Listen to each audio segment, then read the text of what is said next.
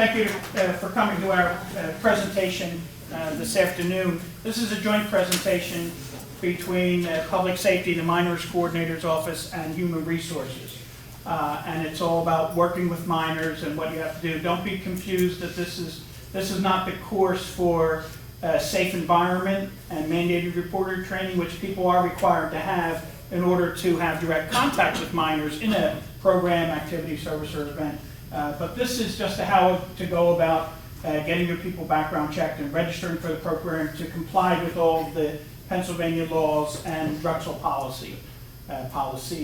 So just to give you a brief background on how this all started, hopefully everyone is familiar with the Sandusky scandal that happened at Penn State a number of years ago. I was just at a conference at the end of last year down south, and surprisingly, there were a lot of people that weren't familiar with that scandal even, although it was worldwide news. But after that scandal happened at Penn State, President Fry hired an outside law firm to come in and audit what we're doing at Drexel to determine how we're interacting with children, how we can improve. And the main thing was to make sure that something like that happened at Penn State never happens at Drexel. So they brought in a law firm, they audited the entire university, they presented their findings, and some of the highlights of those findings were that there was no rhyme or reason for how we deal with minors. It depended on the school or the organization or the group, whether or not they complied with law or had procedures in place for working with minors, and also the university didn't have anyone that was tracking that information or trying to get a hold of it. So one of their first recommendations was that the university should have someone like a minors coordinator to coordinate all this process and create policy for how we should be dealing with protecting minors and also with complying with the Child Protection Services laws of Pennsylvania. So that's how we started. That's how I started here at Drexel 4 years ago now. And I spent about a year doing what the law firm did, the outside counsel did, finding out exactly what we were doing, where we were deficient, how we were not complying with the law, and doing a lot of research. And so we developed the Protection of Minors policy and reporting child abuse procedures. During that time, the state legislature of Pennsylvania then stepped in, and because of what happened at Penn State, they amended the Child Protection Services law. Those laws have been in effect since the 1970s, so for over 40 years.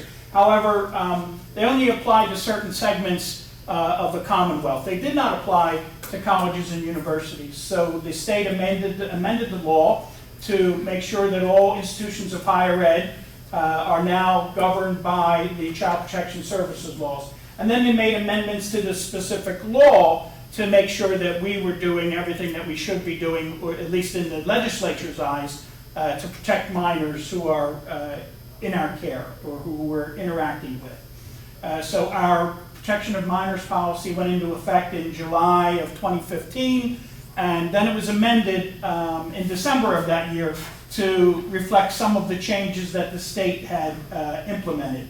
So that gives you a little bit of background on what we're doing or why we're doing it. I'm Steve Duck, and I am the minors coordinator. I'm attached to public safety, but my job is to handle all of this, the minor issues for the university. So why are we here today? We give you a little bit of an agenda, the reasons why all this is taking place, some key definitions that are important for you to understand when trying to figure out what you have to do if you're working with minors, child abuse reporting.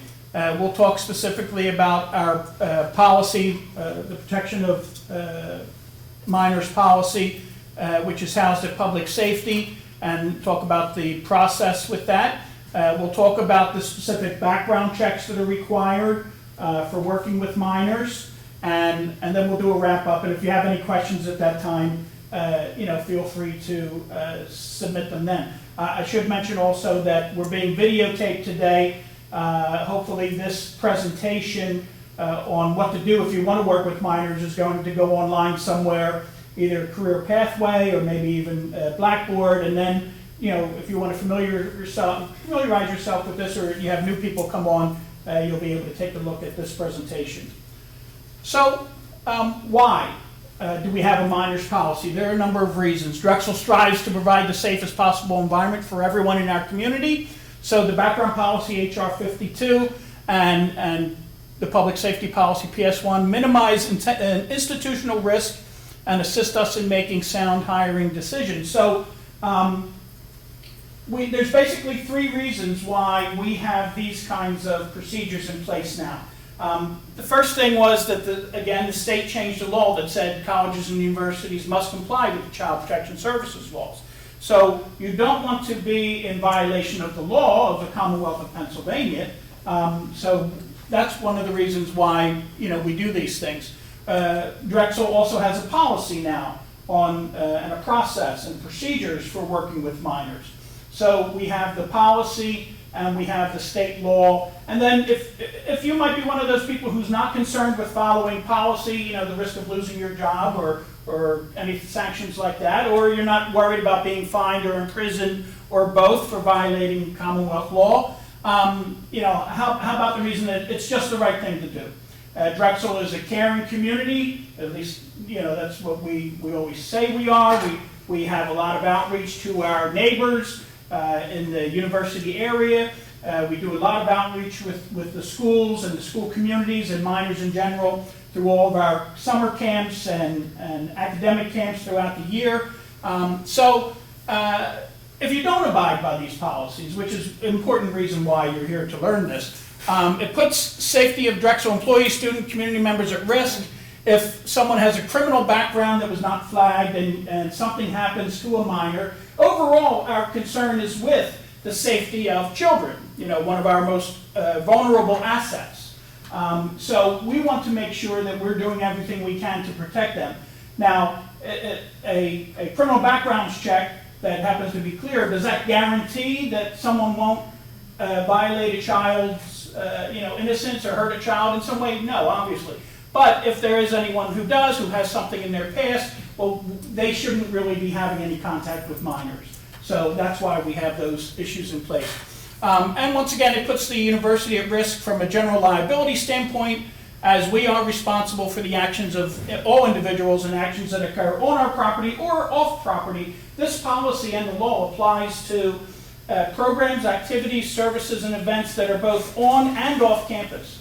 So if you're a Drexel affiliated organization or student or employee and you're volunteering out in the community, or you're running a program at a neighborhood school or some other kind of organization that's off campus, all of these laws and policies still apply. You have to comply with. So some definitions that are important. So a minor or a child is someone under the age of 18. That's pretty obvious.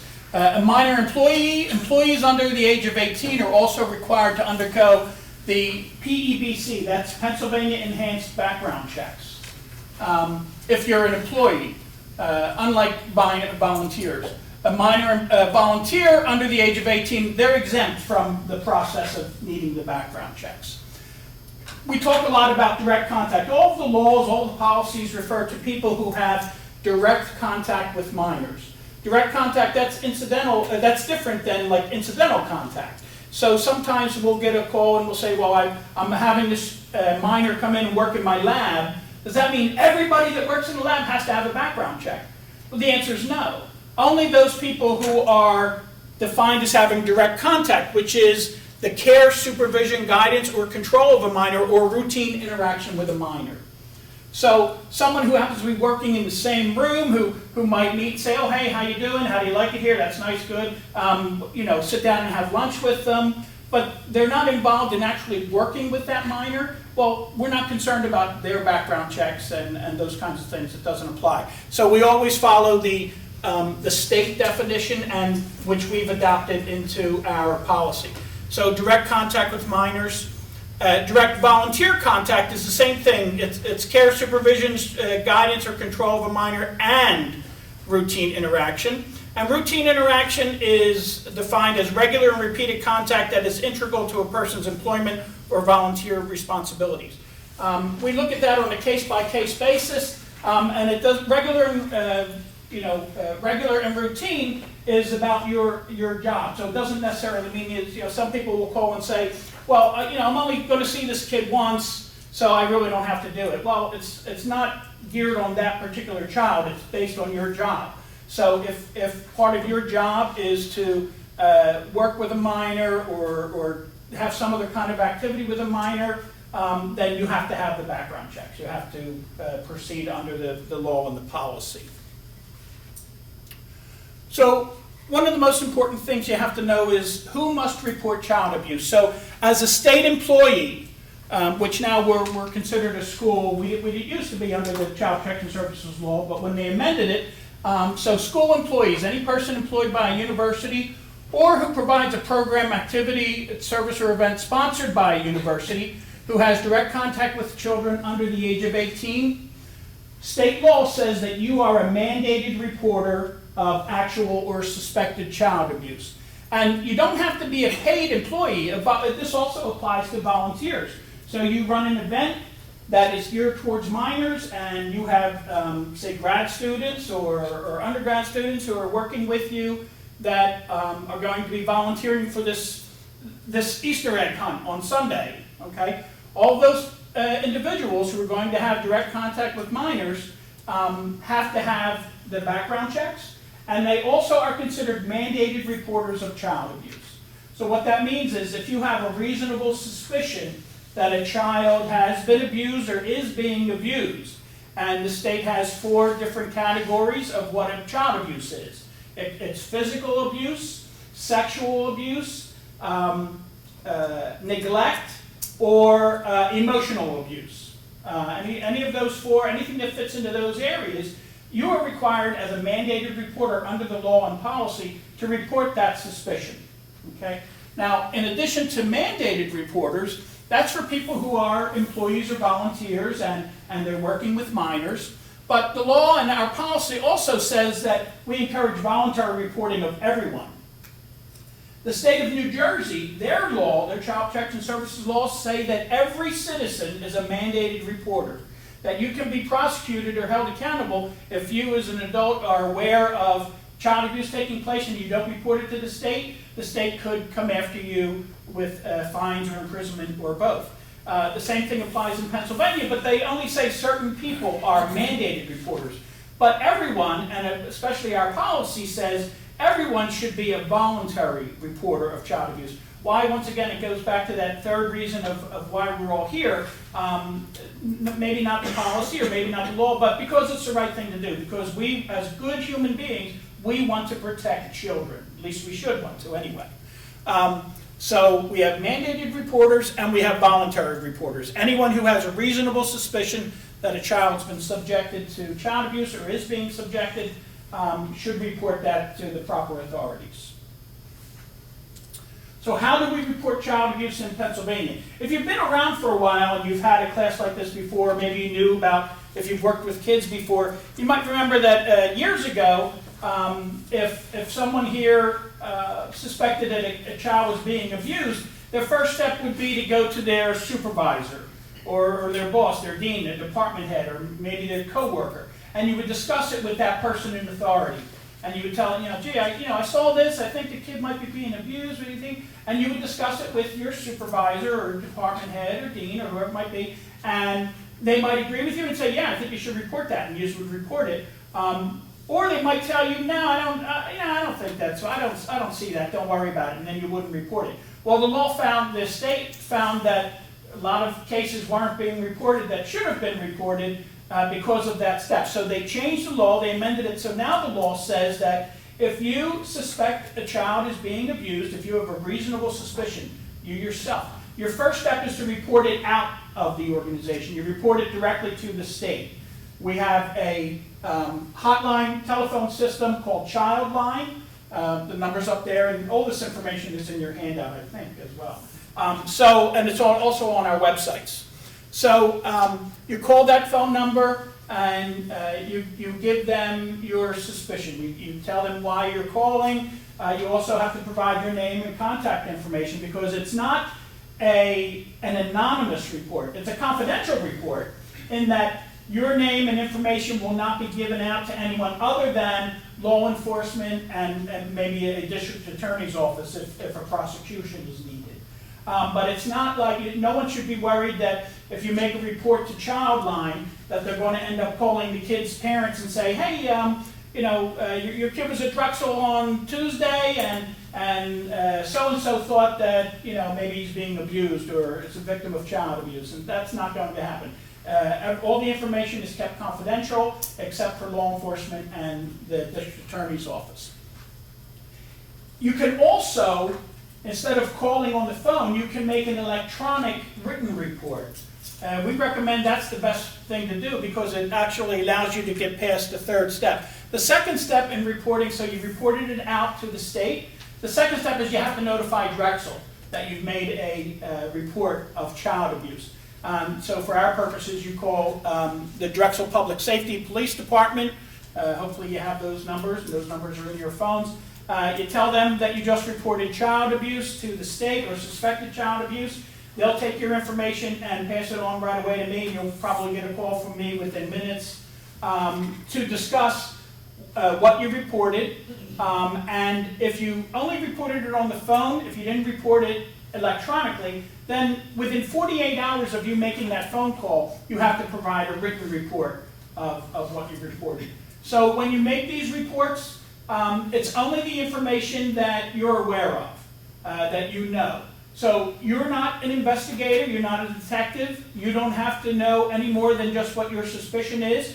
You have to be able to verbally or write out why you had that suspicion, what led you to think there's possible child abuse going on, and just a narrative about that. But you don't have to have facts and figures, you don't have to know people's names, you don't have to know, the mere fact that you suspect a child has been, say, physically abused, you don't have to do your own investigation and try and find out how that happened. You pass that information on, and then the investigators with the state or with the local police department, they'll do an investigation and find out what's going on. But it's mere suspicion, your reasonable suspicion that a child, that's what the state law says, that you, as someone who has direct contact with a minor, as a mandated reporter, must report. If you suspect that a child under 18 is the victim of child abuse and neglect, when you report it, well, you report it immediately. Once again, the law says you're not supposed to discuss it with other people or your supervisor, or you don't call the police department first and tell them. The law says you must report it out first. Okay? And then once again, after you do that, then you contact us, you let us know. But whenever you form that opinion, as soon as you have a reasonable suspicion that a child is or has been abused, you report it immediately to the state. This is important, though. If you believe a child's in imminent danger or the abuse is in progress, then you call 911. Okay, one of the biggest mistake that happened in the whole Sandusky scandal, if you're familiar with it, and it's important to realize what happened there. This Sandusky was an individual who used to be employed by the state, was an assistant football coach for Penn State, but was no longer serving in that function. However, he had formed his own little kids group, whatever it was, some kind of sports thing for underprivileged kids. And they had permission to use the athletic facilities, the locker rooms, the showers, the weight rooms, all these kinds of things. So one day, one of the current assistant coaches is walking through the locker room and walks by the showers, and he sees Mr. Sandusky and an obviously minor young child naked in the shower, under the same shower, doing something physical, having physical contact. Now, everyone should realize that if you saw something like that, your immediate thing would be to call 911, to call security, to get somebody in there. Maybe even if you feel so inclined to holler in there and say, hey, what's going on? What are you doing? Try and prevent that child from being further harmed. This individual didn't do that, though. Instead of calling 911, he later on told the head football coach. and then the head football coach discussed it with other people in the university and the president. And to make a long story short, if you remember how everything ended, Sandusky was arrested, obviously, and is in jail, for a long, long, long time. I think they ended up charging him with 12 different, a lot of kids ended up coming forward or they found out about. The head football coach was fired at the time before he died, and 3 administrators, the president of the university, the athletic director, and so all were prosecuted under Pennsylvania law. 2 pled guilty, the president didn't, he was found guilty. So obviously we want to prevent anything like that from happening here, and so the first step, if you see something that you think is child abuse, a child's being abused or in imminent danger, or you feel that they'll be harmed if they leave and go home, and then you call 911. Okay? So we'll talk about our policy now. As I said, our policy went into effect in July of 2015. It was amended in December, and it really spells out everything you need in order to work with minors. All programs, activities, services, or events involving direct contact with a minor have to be approved in advance by the minor's coordinator.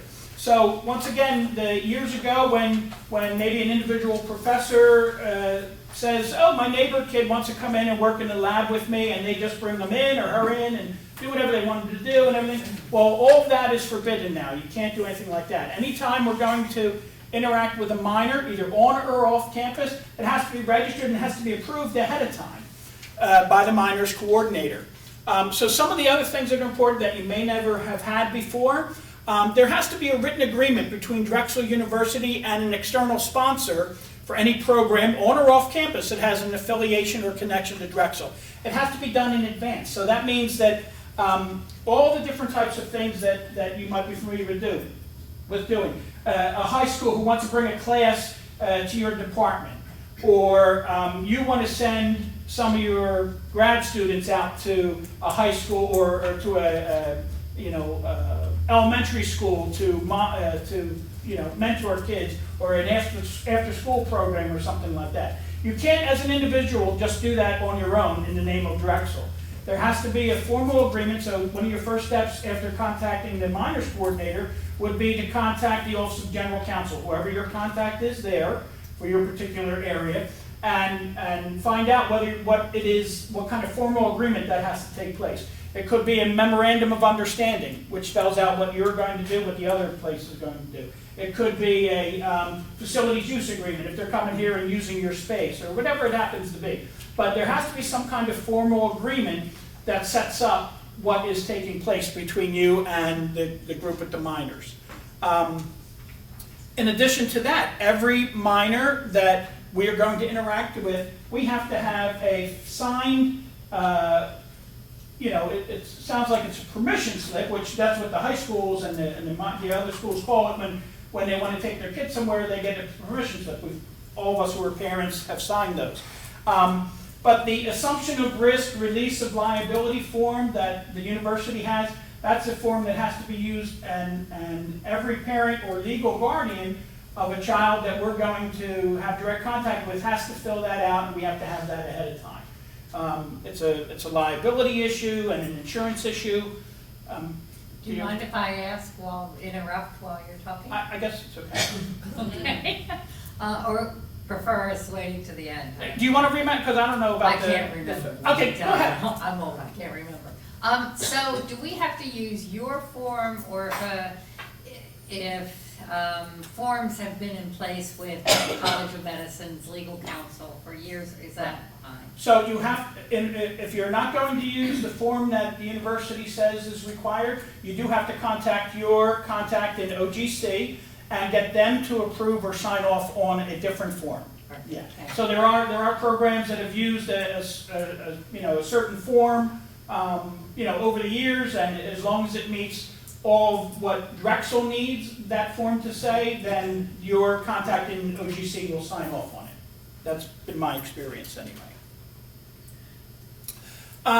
So as I said, if you're going to have this kind of program with a minor, it has to be registered with the minor's coordinator.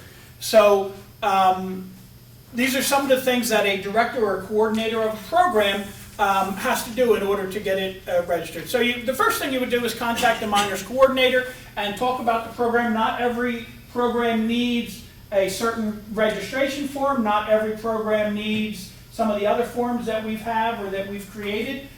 May not need background checks depending on what the event is. But the best thing to do is to call me or contact me by phone or email to discuss whatever it is you're proposing. On our website, there's an interacting with minors checklist. So that checklist is a couple of pages long of everything that you may or may not need to do when working with minors. So that's a good tool to use on the resource page to go through and make sure you're dotting all your I's and crossing your T's. When you submit a minors program registration form, you list on there all of the authorized adults that will be working with you, having direct contact with minors. Because yes? If you have a group of minors, do they have to do something, since they'll be working with each other, do they have any special training to interact with each other? No. Okay. No. Nothing for minors, not for people under the age of 18. If, the only other things that we require of them in that area is if they're working in a lab, they have to take the lab safety course and that kind of thing. But nothing else like that, yes. So if they have chaperones Okay. with them, they still have to fill out this form? They do, yeah, Okay. is that on there? I don't see it, but anyway, so that's on that form, on the registration form, minors program registration, that's all the Drexel adults. So that could be faculty, staff, undergrad students, graduate students, volunteers, anyone else that is with Drexel that's going to be having direct contact with the minors. They go on that list. When you send that form to me electronically, then I verify all those people that you've listed with HR. They take that information, they check the databases to see if they have the required background checks. If they have them, they let us know, and it's great, you're good to go. If they don't have the background checks required, then HR puts you in the process of how to get them done. And they'll talk about that in a couple of minutes. Okay, so that's very important for the program registration form.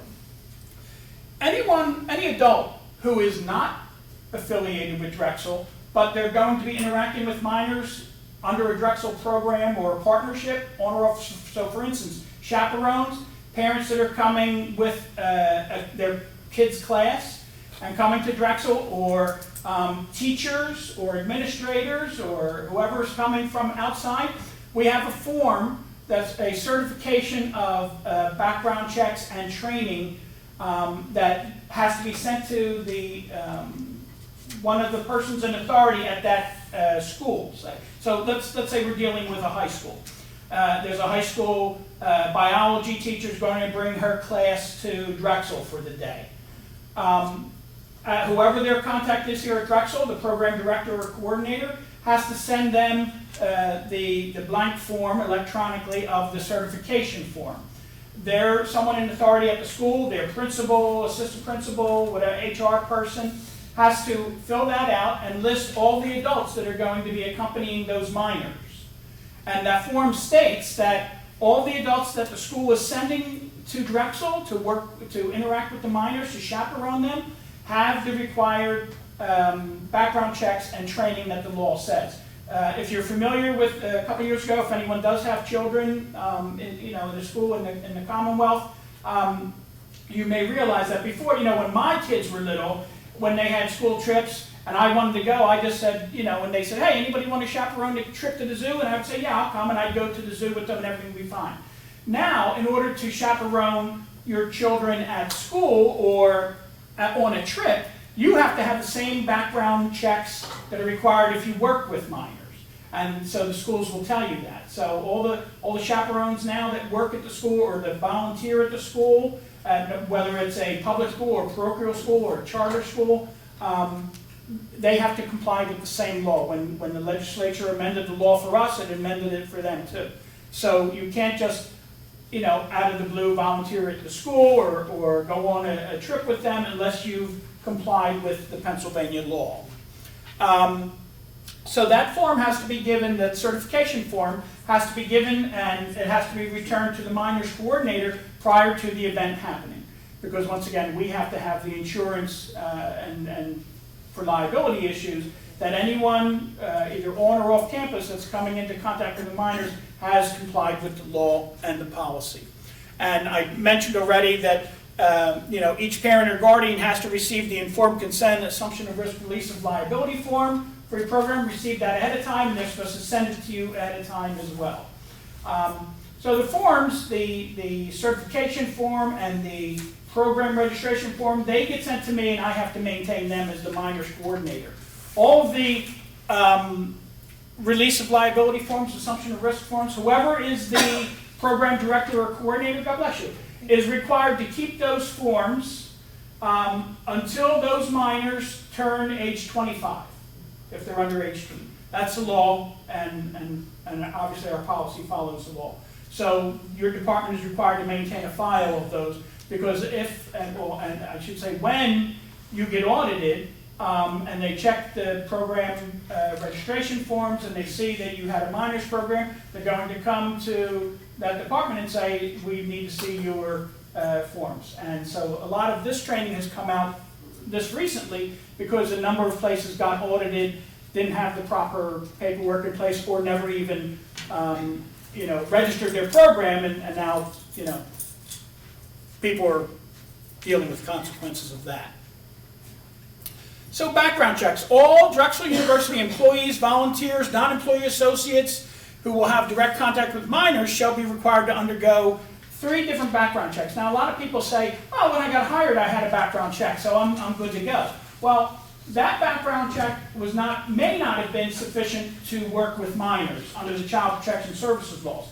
So for instance, when you applied to work at Drexel, and they said they're going to do a background check on you, they probably did things like checked your address to see if you really lived here, checked your academic credentials, make sure you have the degrees you said you did, maybe your employment history, you worked where you said you worked. If you work with money, maybe they did a credit check on you or something like that.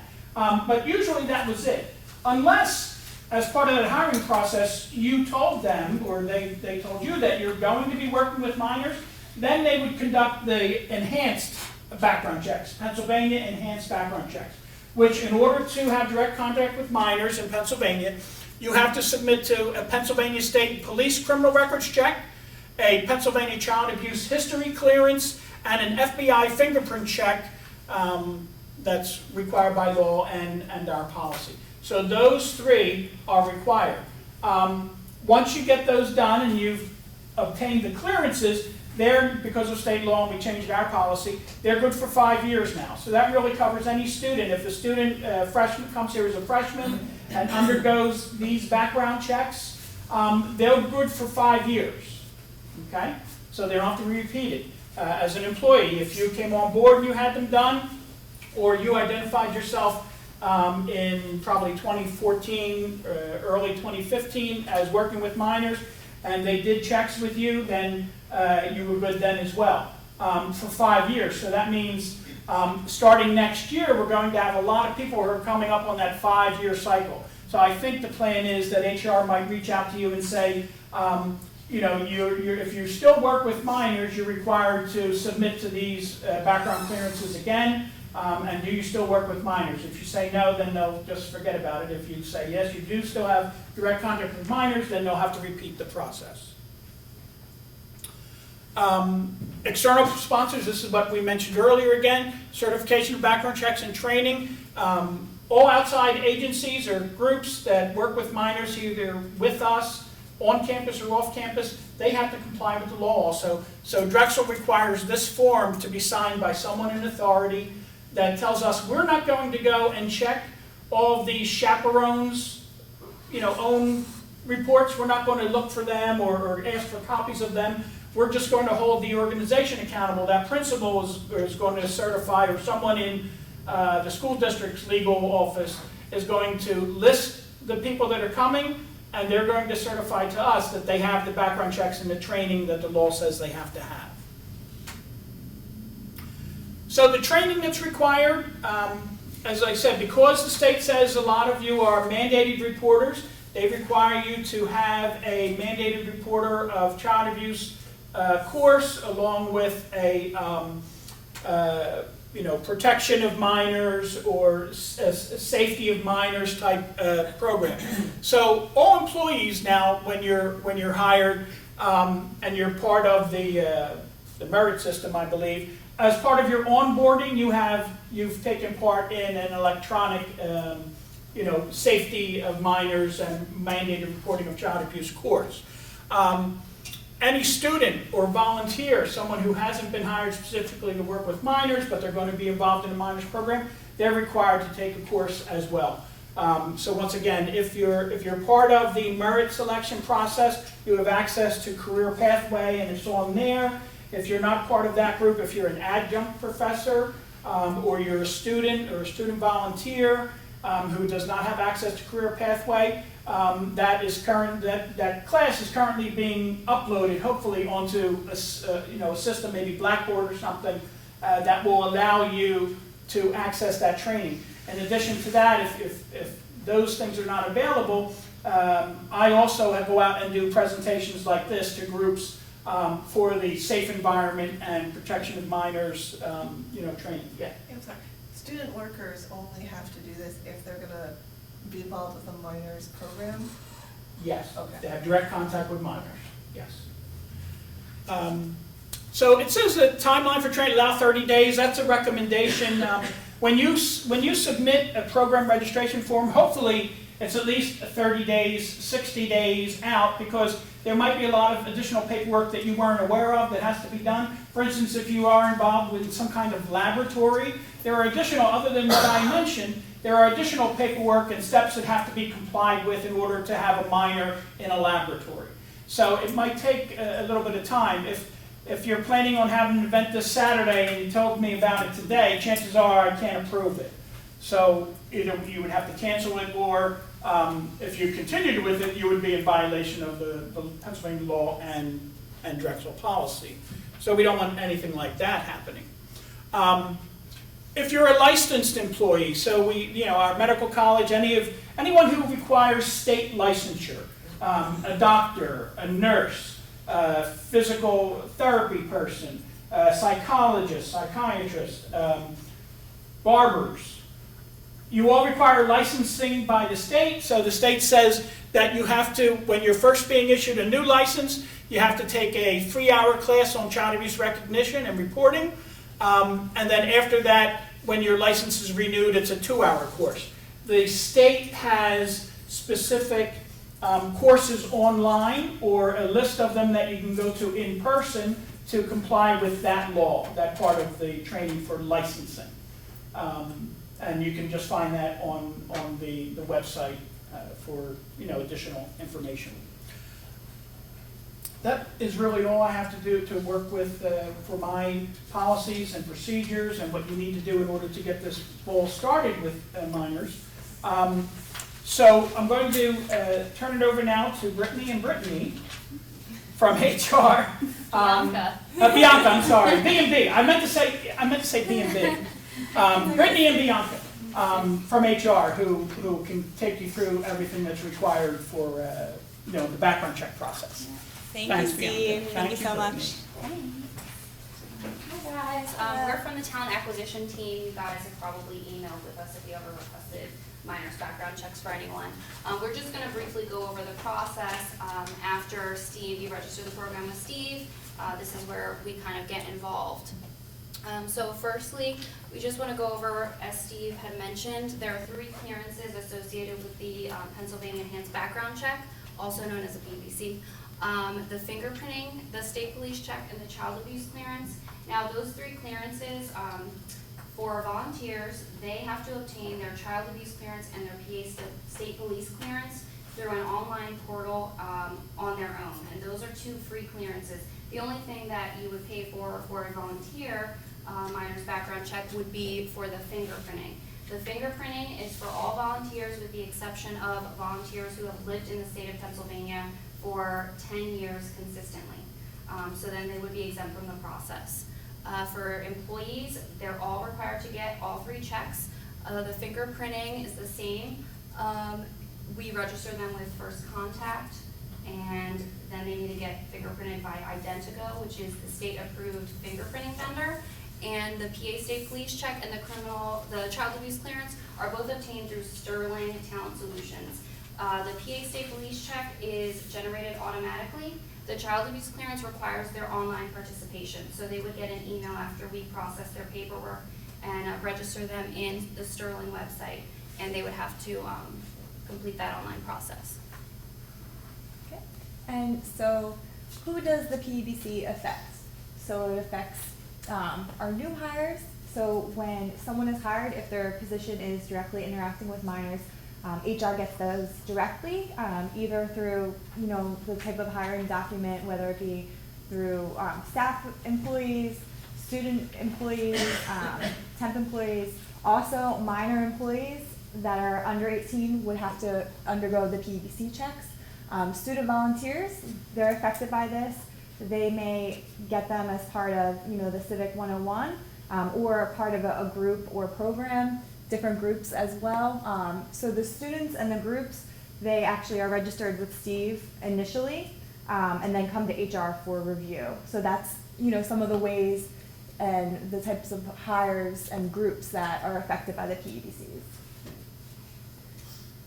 Okay, so is anyone exempt from the PEBCs? The only people exempt from the PEBCs that are interacting with minors at Drexel would be people who are interacting with prospective students, and a prospective student at Drexel is defined as someone who has already applied to the university. So that doesn't count for anybody visiting, or anybody that's leading tours for high school students that might be interested in going here. Those people leading those tours do need the PEBC. And anyone teaching a matriculated student. So sometimes kids come to Drexel when they're 17, 16. Those professors do not need the background checks. If a student is working with an event or going to class, a high school student through the Pannoni Honors Program, the professors need to get the clearances to work with those minors. And volunteers are exempt who are under the age of 18. And again, any volunteer who's been a resident of PA for 10 years is exempt from the fingerprinting, but they're not exempt from those other two clearances, which are the PA State Police Check and the child abuse clearance. And so, another question that's raised often is, what if the PEBCs are completed at another organization? So Drexel does accept those clearances within the 5-year time period. So we do actually have to review them and ensure that they are, just to make sure that they are the right documents that we would need. We also ask that person to complete a portability form. Sometimes, someone completes 1 out of the 3, maybe they complete the fingerprinting or just the child abuse. We will accept those and then have them complete the portability form and then go through HR with the other checks. Also, some of the checks, if the checks were completed for employment purposes, we can accept those for either employment or volunteering purposes. But if someone had, maybe volunteered or, with a school and they were a chaperone, and now they're going to be an employee at Drexel, they would then have to undergo the separate employee checks. So there's a little bit of, a difference between, that. All right. All right, so the PEBC clearance process, basically after Steve, you register your program with Steve, he sends the list to Brittany. We go over the list and we just check all of the minors or all the employees or volunteers that are interacting with minors, and we cross-reference that with our database. We just make sure if someone has their checks, we don't reach out to them, they're cleared, and anybody that has their checks, we ask the program manager or supervisor to fill out a department data sheet, and that data sheet includes things like their ID number, email, name, whether or not they're a volunteer or employee, and we also like to have a contact, the supervisor or the program manager, just so that if the person isn't being responsive or if they haven't completed the checks on time for the program, we can let them know. So basically reach out, we send them the forms, the student or the volunteer or employee sends us back the forms, and we register them through the appropriate channels. So for the fingerprinting, again, that's First Contact HR. For the PA State Police Check and the child abuse clearance, that would be with Sterling. So they would get emails from us, and we kind of walk them through the process once we have their names. So this is, where you can find additional information. Definitely utilize the Human Resources website. There's some quick links, for different guidelines, the references to the Child Protective Services Law and the HR Policy 52. You also can find a great amount of information on the Public Safety website, as Steve mentioned earlier, some of those other policies, and the Department of Education website. This information is also in your packet on page 3. Also included on pages 4 and 5, it goes over the workflow that we actually provide when we're sending out the documents to those individuals that will be undergoing the PEDCs, whether it be, we have 2 separate ones in there. One is for the volunteer packet and the other is for the employee packet. They're a little bit different, but that's a good reference to have to kind of see the breakdown of the process once it comes to HR. It's really good. It kind of explains the whole process, and so that's in there for you guys to have. And just to wrap it up, like Steve had mentioned, you want to allow like 30 days more if possible to register your program. And again, about 15 to 20 for your volunteers or employees to complete their checks. And we just ask that as a requester, you emphasize the importance of completing these checks to your volunteers or your employees. If your employees or your volunteers don't get the checks in time for your program could be canceled. You might be low on volunteers. Sometimes we'll get a list of 15 people and 3 will respond. So it's very important that you're involved as someone who's going to request minors background checks.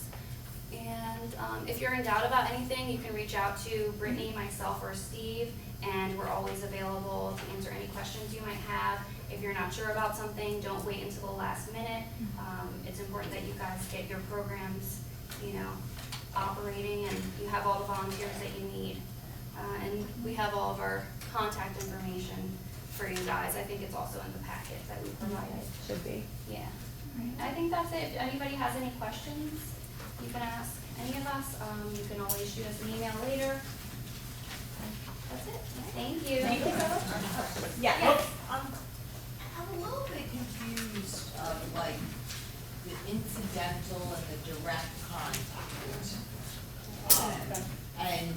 And what constitutes being a Drexel program or not. So any program that involves Drexel employees, faculty, staff, students, anything like that, whether on or off campus, is considered a Drexel program. Is that Right, well, clear so with that part? sometimes we have programs, but our interaction is with other people's staff who are Okay. interacting with the minors, So- not us. So if it's with the minors, that's a program that would have to be registered and receive Right. the background check and things like that. I know there's been situations where our staff has interacted with staff at a high school who are providing a program. Right. Well, that wouldn't have to be registered because you're not working with the minors. You're only Right. working with adults, okay? Okay. The difference, it's pretty clear. Direct contact, the state says, is care, supervision, guidance, or control. So if in that interacting with the minor, you do any of those things, and they're pretty broadly defined, care, supervision, guidance, or control. Right. So like I always go to the lab example, so a professor brings in a minor to be an intern or to mentor, to work on experiments in the lab or something. And they assign that minor to work with a couple of grad students who are working on the same thing. Well, all those people and the professor would have to have the background checks and training because they're providing care, supervision, or guidance or control, okay? But other people who happen to be working in the same lab, that's the incidental contact. Right. They're not responsible for or providing care, supervision, guidance, or control. They're just working in the same space. So it's also like, when we do these internships, for the summer, what do they call it? Work ready? Work ready, okay? If you're working with one of these minors as an intern, and you're then you're required. But other people in the office who are not, maybe you'll have to sit down at the same lunch table. Maybe you'll pass each other going to the ladies' room or something like that. That's incidental contact. It's not that anyone who is in the vicinity of a minor has to have contacts. It's anyone who, as part of their job or study, is providing care, supervision, guidance, or Right, control. right. And if a minor is on campus with a parent or guardian, then this doesn't apply? No, it doesn't. It still applies, right. Having a minor with their parent or legal guardian, the state does not alleviate us of the responsibility. So that's why if a parent brings their child and wants to go on a tour, that's why our student ambassadors all have the training and the background checks required.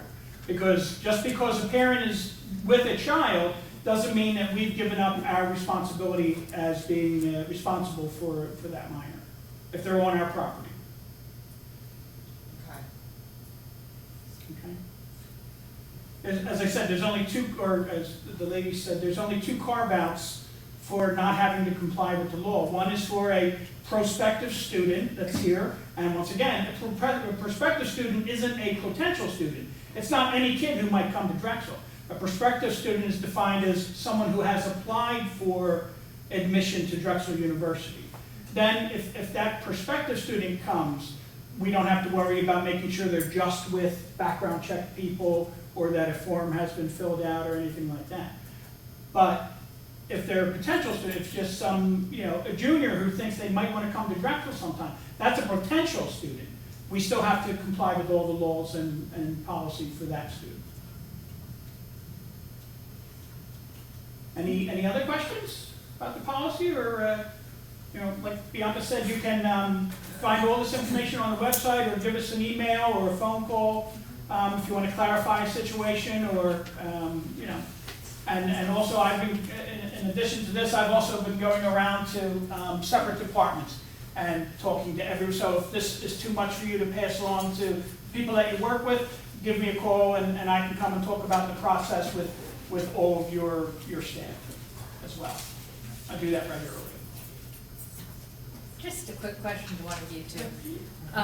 On applications, Yes. there's a spot on there that says, are you going to be coming in Yes. contact? Is it safe to assume that when that is checked, yes, that HR is Yes. doing due Yeah, diligence? whether it's on the request to hire or through Drexel Correct. Jobs, we Okay. do pay attention to that, and that would just be part of the employment that we would just start the process from that point. And how about co-ops? I'm not sure what process of So co-ops are hired as temporary employees, so Okay. it would be on that authorization to hire form. If you're using the newest form, it should be included as one of the questions on the form. Okay, thanks.